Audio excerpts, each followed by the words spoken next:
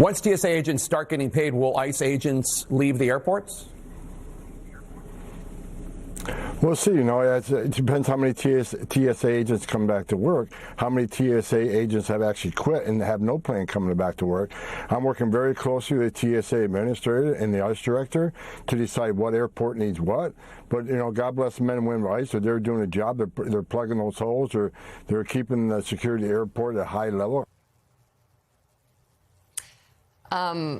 Yeah, that was Trump border czar Tom Homan saying ICE agents could remain at U.S. airports, even though TSA officers may begin seeing their paychecks again as early as today. That will hopefully alleviate staffing issues that have caused headaches for weary travelers. Passengers have spent weeks dealing with hours-long lines at security checkpoints across the country. This as LaGuardia and New York City is still reeling from a deadly collision there last week. An investigation into that is ongoing. Joining us now, aviation reporter for Politico, Oriana Pollock. Her latest piece is entitled, "The Alarm Bells Are Going Off. Air Travel Hits New Lows." Tell us about your piece and tell us about the safety of the transportation system overall, air travel. Is it safe?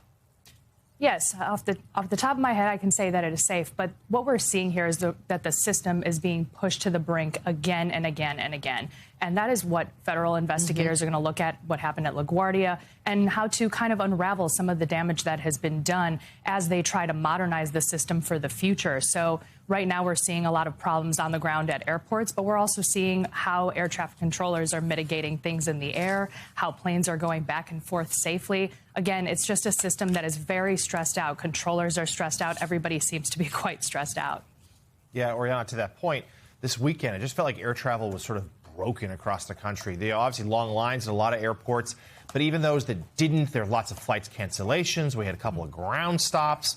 It just things aren't working as they should, and where passengers, rightly, are getting more frustrated. So what can we tell, though, about this week? Allegedly, the president's executive order is going to go into effect today. Some of these TSA agents are going to start seeing paychecks today. Do we think that the mechanisms are actually in place for that to happen? Do we think, therefore, lines might get better this week? It's possible. I mean, we're going to see ICE agents still across some airports, as we heard border czar Tom Homan talk about just now. You're going to see some of that crowd control, and they will only fade away if some of these lines do get better. If they are back to work, if TSA agents decide to come back to work, it's all about retention. It's all about, do they want to come back to work and help supply all of these airports that they've obviously now vacated? They want to either try to mitigate some of this and make it sure that all of this doesn't pose any sort of risk either going forward. So lines could get shortened, but you're not going to see this at the snap of a finger of it turning over at certain airports that have seen hours-long lines, 5 hours plus in some cases, people paying people to hold their spot in line, those types of things. We need to see how it shakes out for the next week, and maybe it could get better. But again, it's whether or not TSA agents really want to return back to this type of job where they've seen shutdown after shutdown and they're not getting paid. Yeah, to that point, I'm glad you brought that up. There was sort of a sense of relief over the weekend, like, that's got resolved. They're going to get paid. Well, not really. First of all, the congressional deal fell apart because House Republicans walked away. We don't know this EO is going to work. And just talk to us about what this next week could look like. Again, it's Easter holidays. Easter's this coming weekend. Passover's this coming weekend. Like, these are huge. And then spring break for a lot of people follows that. This is a huge travel time. Those lines could return scenes of chaos and anger, too. Yeah.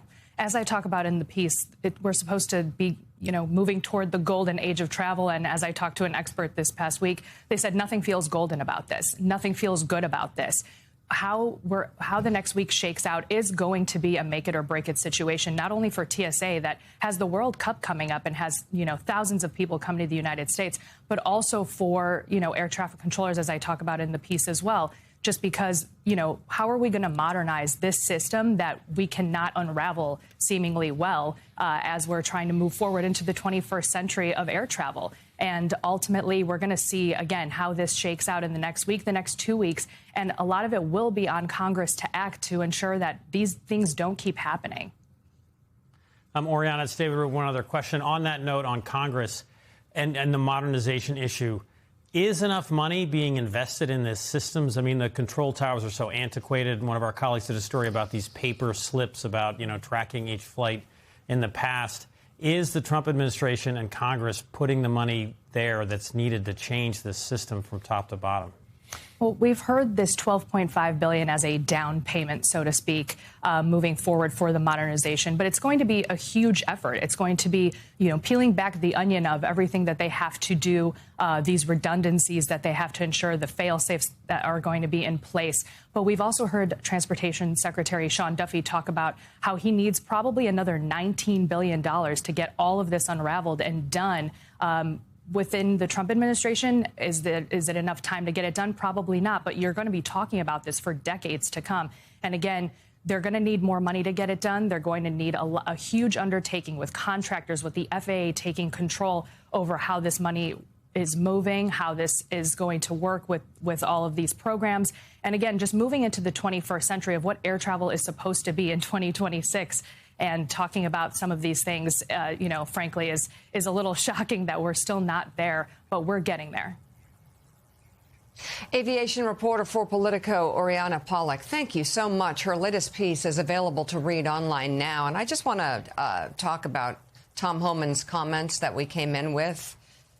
There are really no words to describe the pain and trauma that this administration has caused for so many people across the country with their deportation program, their violent and unlawful, brutish, and some would say murderous deportation program with ICE.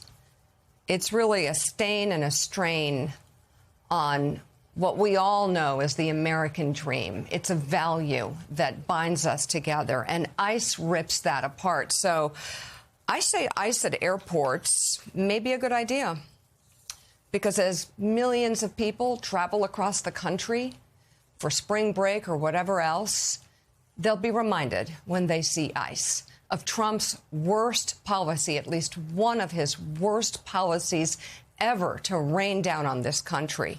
So let us never turn a blind eye on what ICE is doing to human beings in this country, America, and let ICE at the nation's airports be that reminder for everyone as they move on with their lives and go on their vacations and live well, as ICE rains hell down on communities and people and families, some undocumented but still with rights in this country.